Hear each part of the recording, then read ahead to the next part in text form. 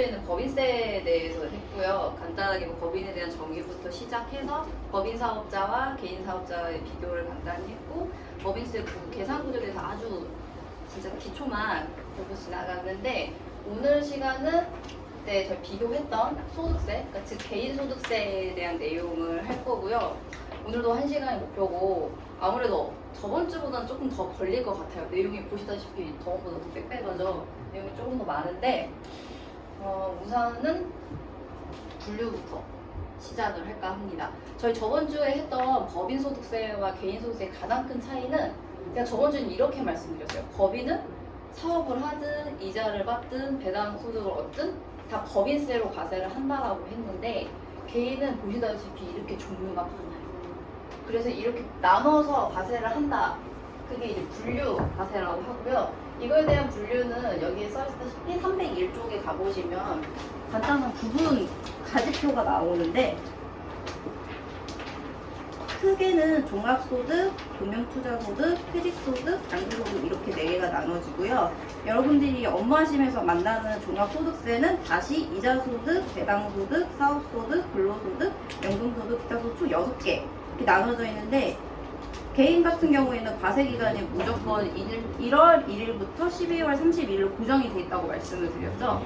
정확하게 말씀을 드리면 개인이 1월 1일부터 12월 31일까지 여기 종합소득이라고 적혀있는, 저희 보통 외울 때 2배 사금 연기라고 외웠거든요. 이 모든 거를 1년 동안 번 걸 모두 다 합쳐서 세금을 계산하는 것이 종합소득, 그리고 우리가 만나는 종합소득세가 되겠습니다.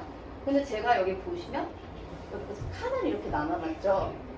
여기에서 이렇게 여기 이자부터 기타까지가 종합소득세 되는 종합소득이 되는 거고요. 그다음 퇴직소득은 따로 과세를 하고 양도소득은 또 따로 과세를 하게 됩니다.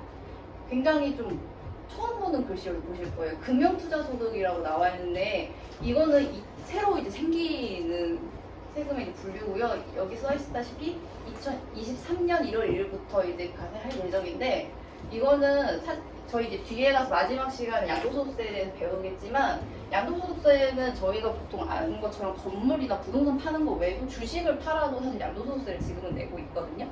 근데 요새 주식 하시는 분들 많으시죠? 주식 양도 이런 것들 다 구분해서 금융에 관련된 투자소득은 다 이쪽으로 빼겠다 해서 새로 생기는 건데, 23년 1월 1일부터 과세가 되면 저희는 아직 만날 일이 없기 때문에 이거는 제외를 하고, 지금 현재로서 분류는 이렇게 크게 종합소득, 퇴직소득, 양도소득 이렇게 있다고 생각을 하시면 됩니다. 그럼 이거를 분류로 한다는 의미는 아까 말씀드렸다시피 종합소득은 개인이 1년 동안 버는 이 모든 소득을 묶어서 과세를 하는 건데, 예를 들어서 퇴직소득이 발생을 하면 이쪽 부분하고는 묶어서 과세하지 않는다는 뜻이고요. 마찬가지로 양도소득은 또 이쪽이나, 그러니까 서로 왔다 갔다 같이 묶어서 과세하지 않고 나눠서 과세한다. 그래서 분류과세의 의미를 그렇게 아시면 되겠습니다. 304쪽에 가볼까요, 저희? 그러면 굉장히 어지러워 보이는 표가 있는데, 이거는 저희가 뭐 별거는 아니고, 뭐 분리과세도 있다 뭐 이런 식으로 써있는데, 그렇다면 종합과세와 반대되는 분리과세의 뜻은 무엇일까요? 네, 여기서 구분을 또 해놨죠. 분리과세와 종합과세. 아마 의문이 드실 거예요. 개인이 1년 동안 버는 이 모든 소득을 한꺼번에 모아서 과세를 한다고? 근데 생각해보시면 저희 다 입주부 통장에 이자 아무리 적어도 조금씩 들어오시죠? 그거 세금 신고해보신 적 있으세요? 없으시잖아요. 그거는 일정하게 뭐 각각 소득에 대해서, 특히 이자 배당 소득은 쉽게 표현드리면은 1년에 버는 이자 배당 소득의 합계가 2천만 원이 넘지 않으면 분리과세로 종결이 되기 때문입니다. 즉슨 저희가 통장에 이자가 꽂힐 때 은행에서는 이미 14%, 지방소득세까지 15.4%를 이미 떼고 지급을 하거든요. 그거 그대로 원천징수로 15.4%의 세금을 내고 그대로 끝나는 것, 그게 이제 분리과세가 되는 겁니다.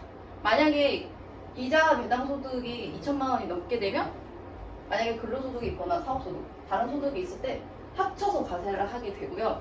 그렇게 해서 계산하는 걸 여기 넣은 금융소득 종합 과세를 하게 됩니다. 제 꿈이에요. 1년에 이자랑 배당으로만 2천만 원 넘게 오면은 괜찮죠? 제 꿈입니다. 그래서 금융소득 종합과세는 어렵게 생각하지 마시고, 이자랑 배당소득이 되게 많은 사람인가 보다, 그렇게 간단하게만 생각을 해주시면 되겠습니다. 그리고 또 이런 생각이 드실 거예요. 나 평생 직장 생활했는데 종합소득세 신고해본 적 한 번도 없는 것 같은데? 라는 생각 드시죠? 그거는 근로소득만 있는 경우에는 원래는 종합소득세 신고를 해야 되지만 예외자로 적혀있기 때문이에요. 그러니까 원래는 종합소득세 신고를 하는 게 맞는데 어떻게 근로자들한테 그런 거 다 신고하라고 하겠어. 이런 것들을 예외를 두자라는 것이고 그 내용은 634페이지에 있습니다. 보시면은 과세표준 확정신고의 예외해서 근로소득 등만이 있는 거주자라고 나오거든요. 여기 보시면 근로소득만 있는 자라고 나와 있죠. 사실상은 종합소득세를 신고를 해야 돼요. 근로소득만 있으셔도. 그런데 저희 매달 월급 받을 때 얼마 떼고 받으시잖아요. 사대보험 떼고 원천징수 얼마 떼고 근데 그걸로 종결. 그 다음에 2월달 되면 저희 뭐 하죠? 연말정산하죠. 연말정산으로 해서 종결이 되게 해주는 거죠. 그러니까 이건 분리과세는 아니에요. 정확히 말씀드리면 그냥 종합소득세를 신고해야 되지만 다 그렇게 어떻게 할 수가 있느냐 하면서 제외를 해준 거고 제가 알기로 미국은 전부 다 하는 걸로 알고 있어요. 같은 경우는 예외가 아니기 때문에 개인들도 각각 다 자기 소득 전부 다 신고하는 걸로 알고 있거든요. 우리나라 조금 편하게 돼 있다 근로소득자들한테는 라고 생각을 하시면 되고 근데 만약에 이런 경우가 있어요. 저희 개인소득세는 과세기간이 1월 1일부터 12월 31일까지라고 말씀을 드렸죠. 근데 한 과세 기간 동안 직장을 여러 곳 다닐 수도 있잖아요. 한 곳 다니고 있다가 퇴직하시고 다른 데로 옮겨가셔도 그럴 수도 있죠. 그럼 그런 경우에는 어떻게 신고해야 될까요? 그런 경우 경험해보신 분들은 아실 텐데 마지막으로 그러니까 12월 30일 기준으로 계속 다니고 있는 회사에서 뭐라 그러죠? 전근무지 원천징수 영수증 가져오세요라고 말씀을 드리는데 그거는 전근무지 그러니까 가세 기간 동안 그 앞에 있던 그 소득을 합산해서 우리가 연말정산 해줄 테니 가지고 오라는 거예요. 근데 만약에 전회생활 좀 껄끄하게 끝났다 하면 못 받을 수도 있죠. 그러면 저희 오늘 몇 월 며칠이죠? 5월 31일이잖아요. 오늘이 종합소득세 신고 기한이에요. 마지막 날. 오늘까지 개인적으로 전에 근무했던 근로소득 그 다음에 현재 20년 12월 31일까지 근무한 근로소득 합쳐서 개인적으로 종합소득세 신고하셔도 돼요. 그렇게 하면 또 신고 의무가 끝나게 됩니다. 그러니까 다시 정리해서 말씀드리자면 근로소득만 있는 사람은 종합소득세 신고를 할 필요가 없어요. 없지만 만약에 전 근무지랑 합산을 해서 연말정산 안 했다. 그러면은 본인이 알아서 5월까지 신고를 하시는 상황이 될 수도 있다는 거 그것만 알아주시면 되겠습니다. 그러면 나머지는 뭐 부분 그렇고 저희 혹시 퇴직소득세 체납돼갖고 오시는 분들 거의 없으시지 않아요? 왜 그럴까요? 퇴직소득 같은 경우에는 퇴직소득을 지급하는 자가 다 알아서 원천징수하고 납부하면 끝이라 이거를 퇴직소득을 받은 사람이 이거를 계산해서 뭘 신고하고 한 그런 경우가 없거든요. 그러니까 아무래도 저희가 봤을 때 퇴직소득세 체납하신 분들은 거의 만나볼 수 없게 되는 거고요. 그래서 결론적으로 보통 저희 여기부터 여기까지 써있는 종합소득세랑 양도소득 이렇게 두 가지 체납을 많이 보게 되는 거고 그래서 저희가 퇴직소득은 오늘 안 볼 거고요. 두 가지 나눠서 볼 때 종합소득세 먼저 보고 그 다음에 양도소득세 간단히 하고 오늘 시간 마무리할게요. 자, 제가 이렇게 써놨는데 이거는 이제 종합소득세 이제 분류에 대해 제가 말씀을 드리고자 하는데 자, 첫 번째 강의료. 제가 지금 저번 주랑 이번 주에 강의를 하고 있죠. 근데 만약에 강의료를 따로 주셨다고 생각을 해볼게요. 그러면 제가 받은 강의료는 무슨 소득이 될까요? 여기 분류 중에 이벤 사근 연비 중에 뭐가 될까요? 근로소득이 됩니다. 왜냐하면 제가 사내에서 동료분들을 대상으로 이렇게 회사에서 강의를 하게 되면 그거는 그러니까 근로소득 추가적으로 상여받는 거랑 똑같이 되고 저는 월급 받은 거에 그 금액 추가돼서 똑같이 원천징수 당고 나중에 연말정산하면 끝나는 거예요. 근데 만약에 저희 이제 강의하는 거 이렇게 유튜브에 올리잖아요. 누가 유튜브를 보고 저에게 강의를 의뢰하셨어요. 저희 회사에 와서 한번 강의를 해달래요. 그래서 제가 한번 나가서 강의를 하고 옵니다. 그때 강의료를 받으면 그게 뭐가 될까요? 기타 소득이 됩니다. 기타 소득 내용에 가면은 뭐 강의료, 뭐 강연, 일시적으로 뭐 이런 것들 내용이 나와요. 그래서 그거는 기타 소득이 되고요. 그 다음에 제가 그렇게 유튜브 하고 외부 강의를 나가다 보니까 제가 대박이 난 거예요. 완전 강사로 엄청 유명해졌어요. 그래서 제가 전문적으로 학원에서 강의를 개설하고 실제 뛰는 학원 강사가 되면 학원 강사로서 받는 강의료는 뭐가 될까요? 다들 아시겠죠? 그게 사업소득이거든요. 근데 왜 그러면 이렇게 구분하는 게 왜 중요할까요? 도대체? 그냥 법인세처럼 쉽게 그냥 개인소득 묶어서 가세하면 안 돼? 왜 다를까요? 맞아요. 그러니까 정확하게는 물론 종합과세가 되면 똑같이 6%에서 45% 기본 세율이 똑같지만 소득을 일단 처음에 소득을 지급하는 사람이 원천징수를 해야 될까 말아야 될까 여부와 원천징수를 하는 세율이 얼마냐가 굉장히 달라져요. 이 부분에 따라서. 그래서 중요한데 저번 주에 이어서 저희는 원천징수 의무자가 될 분들이 아니시고 저희는 신고를 하는 분, 기장 신고를 하시는 분들이 아니기 때문에 그게 사실 가장 제일 중요한 내용이지만 결론적으로는 똑같은 소득인 것 같은데 구분이 달라질 수 있다 정도까지만 알아주셨으면 좋겠습니다. 그럼 강의료에 이어서 제가 세채이자 써놨죠. 제가 개인적으로 친구가 돈을 빌려달래요. 그래서 돈을 빌려주고 차용증을 씁니다. 뭐 이자 매달 얼마 썼어요. 그리고 제가 실제로 이자를 받았어요. 그게 무슨 소득 될까요? 이자 소득이에요. 이게 뭐 은행으로부터 받는 그런 이자만 이자 소득 아닙니다. 이자는 그야말로 저희가 보통 알았을 때 그건 이자다 라고 생각되는 것들이 다 이자 소득에 들어가고요. 정확한 법적인 용어는 비영업대금의 이익이라는 표현으로 되어 있고 실제 납부하셔야 되는데 가끔 이런 거 걸려가지고 세금 내고 가면 있어요. 그런데 제가 이렇게 친구한테 돈을 빌려줘 보니까 돈놀이가 너무 재밌는 거예요. 이거 대부업을 해야겠어요. 일수 놓고 막 해야겠어요. 그래서 정식적으로 대부업을 하고 계속 반복적으로 사업으로 돈을 빌려주고 이자를 받습니다. 그럼 뭐가 되죠? 또 사업소득이 되는 거예요. 이렇게 달라질 수 있어요. 마지막으로 그럼 부동산 양도를 생각해 볼까요? 저는 지금 집도 아무것도 없는데 제가 만약에 뭐 건물이나 뭐 토지가 있어서 양도를 했어요. 그럼 저는 무슨 세금을 낼까요? 양도소득세 내게 되죠. 그런데 저희 업종 사업하시는 분들 중에 뭐 주택을 지어서 파는 거, 그러니까 주택 신축 판매업 같은 경우도 있고 부동산을 사고 파는 게 업인 부동산 매매업 하시는 분들이 있거든요. 그럼 그분들은 양도를 하게 되면 양도소득세 낼까요?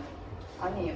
사업소득을 내는데 물론 이 부분에 대해서는 토지나 뭐 주택에 대해서는 약간 굉장히 복잡한 부분이 있는데 아까 말씀드린 대로 결론적으로 그냥 봤을 땐 똑같은 소득인 것 같은데도 이 안에서 분류가 달라질 수 있다는 거 그 정도 기억을 해주시면 되겠습니다. 그럼 이쪽 분류 쭉 있잖아요. 이름 보면 다들 느낌 오실 거예요. 보통 어떤 소득이겠구나 라는 느낌이 오실 건데 한 가지 더 말씀을 드리면 법인세 같은 경우에는 그냥 법인이 내는 그러니까 벌어들인 모든 소득에서 법인세를 낸다고 제가 말씀을 드렸는데 소득세의 가장 기본적인 법적인 원칙은 열거주의거든요.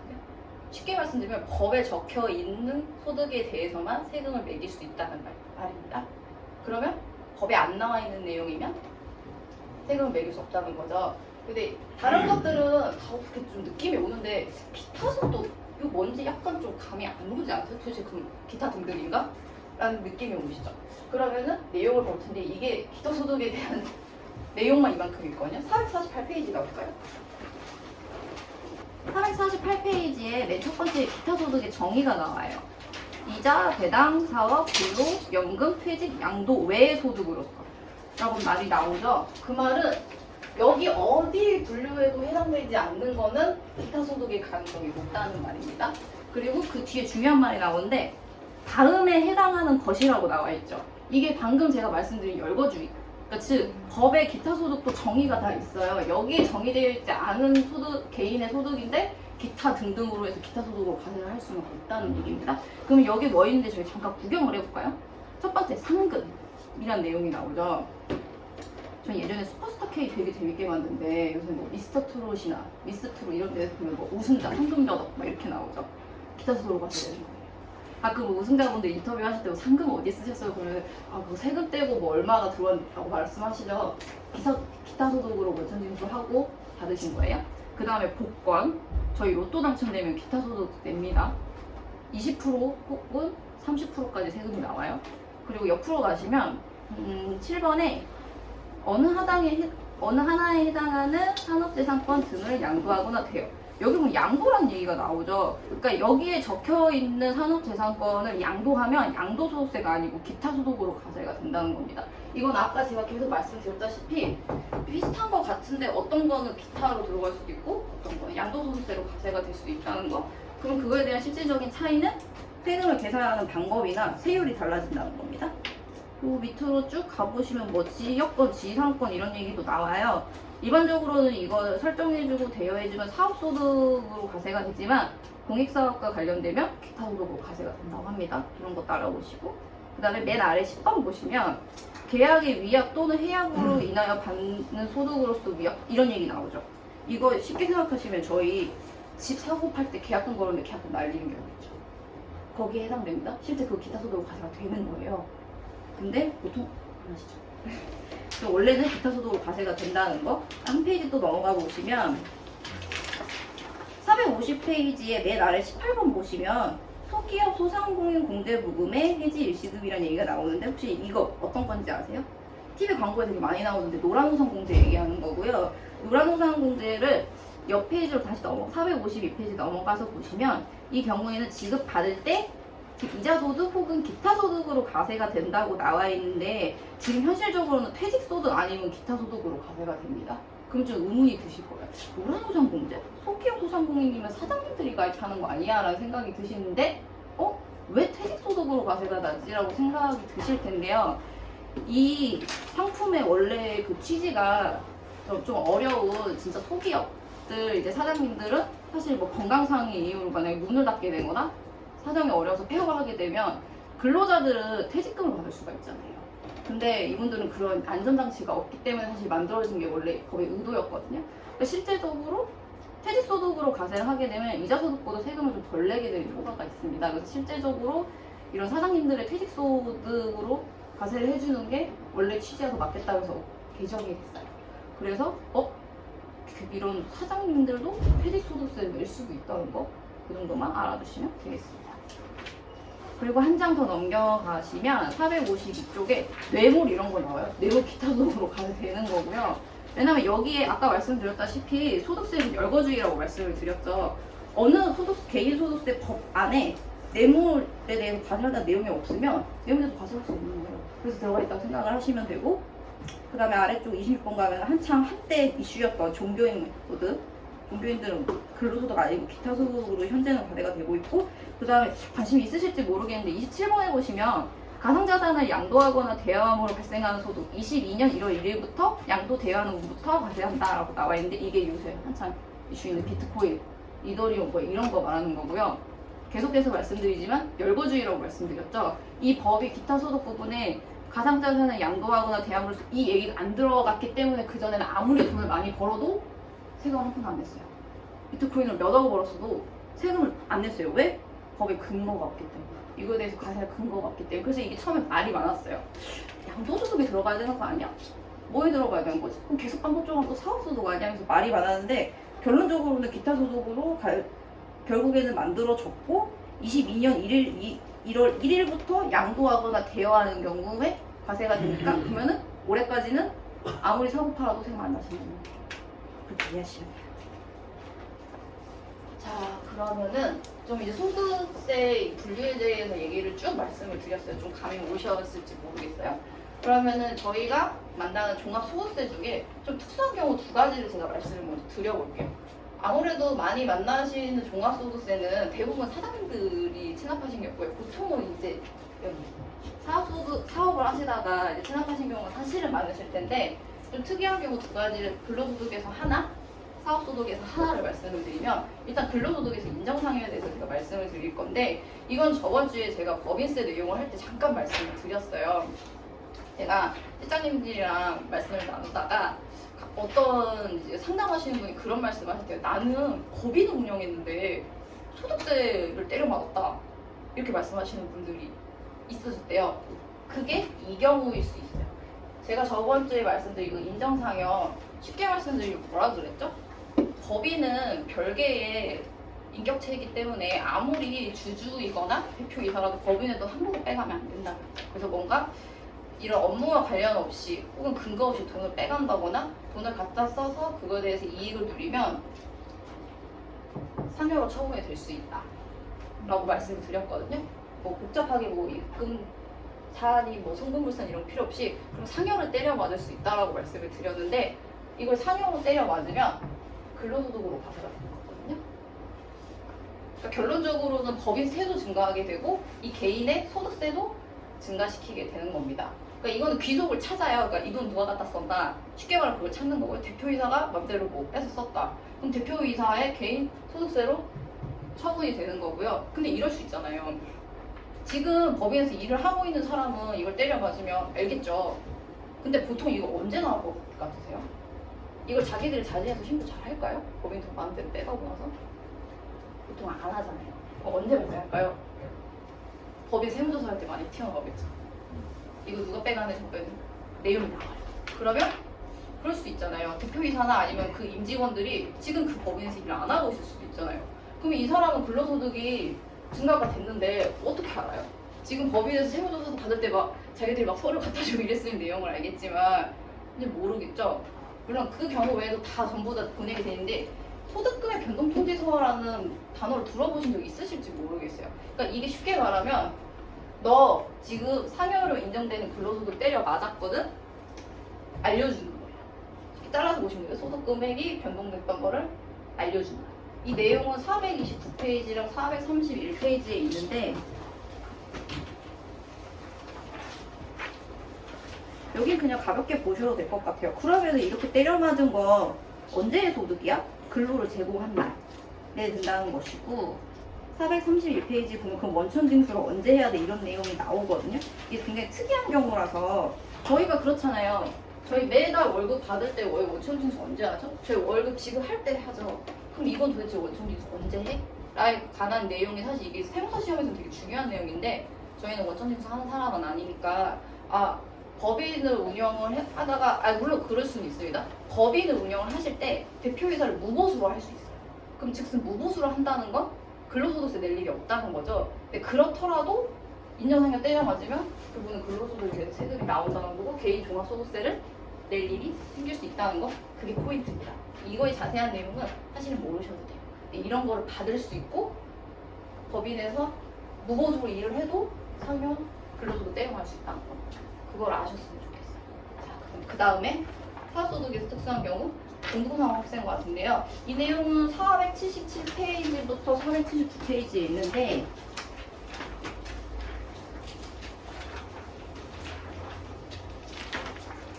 공동사업 관련한 거 실제로 많이 보실 거예요. 개인 사업자 운영을 하는데 공동으로 사업하시는 분들 생각보다 되게 많으시더라고요. 저도 일을 했을 때 보면. 근데 이 연대납세 의무 저희 국세기본법에서 내용 배웠는데 혹시 기억나세요? 그러니까 뭐 공동사업을 하게 되면 원래 그 구성원끼리는 연대에서 납세할 의무가 있어요. 근데 저희 소득세법에 가면 다시 뭐라고 써있냐면 공동사업을 한다고 해서 무조건 연대납세 의무를 지지 않아요. 왜 나와 있냐면 여기 공동사업 합산과세라는 얘기가 나와 있는데 정확하게 말씀드리면 예를 들어서 제가 동업을 해요. 이사님이랑 동업을 하는데 비율을 5대5로 해놨어요. 근데 저희 번 거 필요비 빼고 했더니 1억이 남았고 그러면 저희 어떻게 계산하죠? 소득금액이 1억이 남았으면 저희는 반반이기 때문에 제 소득금액은 5천만 원이 되는 거고 이사님 5천만 원 또 소득금액에 대해서 각자 6%에서 45% 세율 매겨서 계산을 하게 됩니다. 근데 그렇게 하지 않겠대요. 합산을 해서 과세를 하겠대요. 이 경우는 책에 보시면 479페이지에 나와 있는데 아까 제가 말씀드린 거, 즉 손익 분배 비율에 의해서 소득 금액을 나누고 각자 세금을 계산하는 게 원래 원칙인데 보시면은 예외의 공동사업 합산과세라고 나와 있죠. 보시면 거주자 1인과 특수관계인이 공동사업자에 포함되어 있는 경우로서 그러니까 그 경우에서 이거 엔드예요. 엔드 조건입니다. 손익 분배 비율을 거짓으로 정하는 등의 사유가 있는 경우 아래 보시면 주된 공동사업자, 즉 손익분배율이 가장 큰 공동사업자의 소득금액으로 본다 라고 나와 있고 밑에 취지가 중요한데 손익분배 비율을 위장분산하는 방법으로 소득세 누진 부담을 회피하는 것을 방지하려는 데 있다라고 나와 있습니다. 무슨 경우인지 보통 감이 오시죠? 그러니까 쉽게 말하면 예를 들어서 가족들 다 가족 구성원들 실제적으로 사업하는 거 아닌데 공동사업 구성원으로 다 넣어놓고 찢는 거예요. 그럼 어떤 효과가 있죠? 아까 저기 나와 있는 그 정의대로 만약에 이사님 혼자 사업을 하셨어요. 그럼 1억에 대해서 세금 내면은 거의 최고 세율 이런 식으로 가겠죠? 근데 저랑 반반 나오면 어떻게 되죠? 세율 구간이 굉장히 낮아지게 되죠. 근데 이것을 거짓으로 특히 특수관계인들이랑 해서 거짓으로 해놓으면 주된 공동사업자 아까 같은 경우에 저희는 5대5였지만 이게 같은 손익분배 비율로 되어 있을 때 또 나누는 기준이 우선순위가 있거든요. 근데 만약에 7대3으로 해놨다. 근데 저희가 뭐 생계를 같이 하는 특수관계인이다. 그러면은 제 거 30까지 다 모아서 여기서 계산을 해서 세금 납부하게 하는 그런 게 있어요. 이거는 아까 말한 그 취지에서 그런 거고, 이게 실제로 걸리는 경우를 저는 일하면서 보지는 않았는데 그럴 수가 있고, 이걸 말씀드리는 이유는 여기서는 연대 납세 의무가 있어요. 그러니까 국세기본법에 공동사업을 하면 연대 납세 의무를 진다라고 되어 있지만 실제적으로 이 경우에만 연대 납세 의무를 지게 되어 있어요. 이게 근데 특별법은 우선의 원칙이라고 생각을 하시면 돼요. 그러니까 소득세에서 이거에 대해서만 연대 납세 의무를 진다라고 되어 있기 때문에 이 경우에, 즉 공동사업 합산 과세가 되는 방금 저 경우에만 연대 납세 의무를 지도록 되어 있고, 저희가 배웠던 그 출자자의 제2차 납세 의무랑 비슷한 듯 달라요. 그러니까 이건 구분해서 알아주셨으면 좋겠고, 여기서도 특수관계인이라는 단어가 나온다는 거. 저희 출자자의 제2차 납세 의무 할 때도 사실 과정주주 판단할 때 특수관계인 얘기 나오잖아요. 그래서 이 내용이 좀 비슷한 듯 좀 달라요. 그러니까 이게 개인에서도 등장하고 법인에서도 등장할 수 있다는 거. 그 정도 기억해 주시면 되겠습니다. 네, 이제는 종합소득세 전체적인 얘기를 한번 넘어가 볼게요. 계속 저희 말씀드리는 게 종합소득세 과세기간 항상 고정되어 있다고 제가 저번 주부터 계속 말씀을 드렸던 것 같아요. 1월 1일부터 무조건 12월 31일이다. 하지만 법인은 본인들이 원하면 사업연도를 1년을 초과하지 않는 범위 내에서 자기들이 정할 수 있고, 근데 보통은 정해서 신고를 하지 않기 때문에 저희가 만나는 법인들도 개인이랑 비슷하게 똑같이 1월 1일부터 12월 31일까지 보통 사업연도를 해서 과세를 한다고 말씀을 드렸는데, 그럼 이런 경우 두 가지 경우 생각해 볼까요? 보통 저희 뭐 종합소득세 납부하시는 분들이 사업소득자분들이 많으시니까 제가 중간에 폐업을 할 수도 있잖아요. 그럼 폐업하게 되면 도대체 신고는 언제까지 하는 거예요? 똑같아요. 폐업을 중간에, 과세기간 중간에 하더라도 신고는 오늘 5월 30일까지 하는 겁니다. 이거 내용 309페이지에 있고요. 과세기간에서 중간에 나와 있는데, 소득세 과세기간은 사업 개시나 폐업에 의해 영향을 받지 않으며 라고 나와 있죠. 제가 말씀드린 대로 과세기간 중에 폐업을 하더라도 그 다음에 5월 1일부터 5월 31일까지 소득세는 신고를 하는데요. 여기서 제가 비교해서 말씀드리고 싶은 게 있어요. 저저번 주죠? 부가가치세 배우셨을 거예요. 부가가치세는 그럼 언제 신고해야 되죠? 폐업하면? 부가가치세는 달라집니다. 폐업하게 되면. 부가가치세 같은 경우에는 폐업일이 속한 달에 다음 달 25일까지 신고를 해야 돼요. 그러니까 비교해서 알아주시면 좋겠어요. 그러니까 만약에 사업을 하다가 폐업을 했어요. 그러면 종합소득세는 언제 폐업했던지와 상관없이 다음 해에 5월 31일까지 신고를 해야 되지만, 부가세는 폐업일이 속한 다음 달 25일까지 해야 된다는 거, 신고기한이 달라진다는 거 비교해서 알아두셨으면 좋겠어요. 그리고 두 번째, 사망하는 경우는 그럼 신고기한 어떻게 될까요? 그렇잖아요. 돌아가실 수 있잖아요. 사업하다가 돌아가실 수도 있잖아요. 그러면 이건 어떻게 될까? 이거 634페이지에 있는데 내용이 아래쪽에 거주자가 사망한 경우 그 상속인은 그 상속 개시 속하는 달에 말일부터 6개월이 되는 날이라고 적혀 있죠. 그러면 생각했을 때 그냥 이거 지나가실 수도 있는데 약간 갸웃하실 수도 있어요. 저희 항상 계속 뭐라 그랬죠? 개인소득세 신고기한 5월 1일부터 5월 31일이라면서요. 근데 여기는 왜 이 내용이 다르게 나올까요? 이게 나중에 배우실 상속세 신고기한이랑 일치를 시켜놓은 거예요. 그러니까 돌아가시면 당사자가 소득세를 신고를 할 수 없잖아요. 그러니까 여기 보면은 그 상속인이라고 나오죠.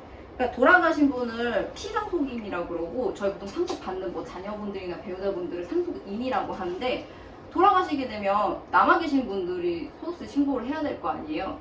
그러면 이거를 소득세 신고기한 또 5월 30일까지 해버리라고 그러고, 상속세는 또 언제까지 하라고 이러면 복잡해지니까 일치를 해놨다고 생각을 하시면 돼요. 그래서 특이하게 또 신고기한이 달라지는 거는 실제로 종부세에서 5월 30일까지 안 하는 건 거의 이거밖에 없는 것 같아요. 혹은 또 이제 이민 가는 경우 달라지는데, 이 경우 사망하시게 되면은 신고기한이 좀 달라지는데, 이거는 결국 상속세 신고기한이랑 일치를 시켜놓는다. 어떻게 보면 납세자의 편의를 위해서라고 생각을 하시면 되겠습니다. 그리고 제가 신고기한을 계속 말씀을 드리는데, 모든 사업소득자들 뭐 종합소득세 내시는 분들이 5월 31일까지 사실 신고하는 거 아니에요.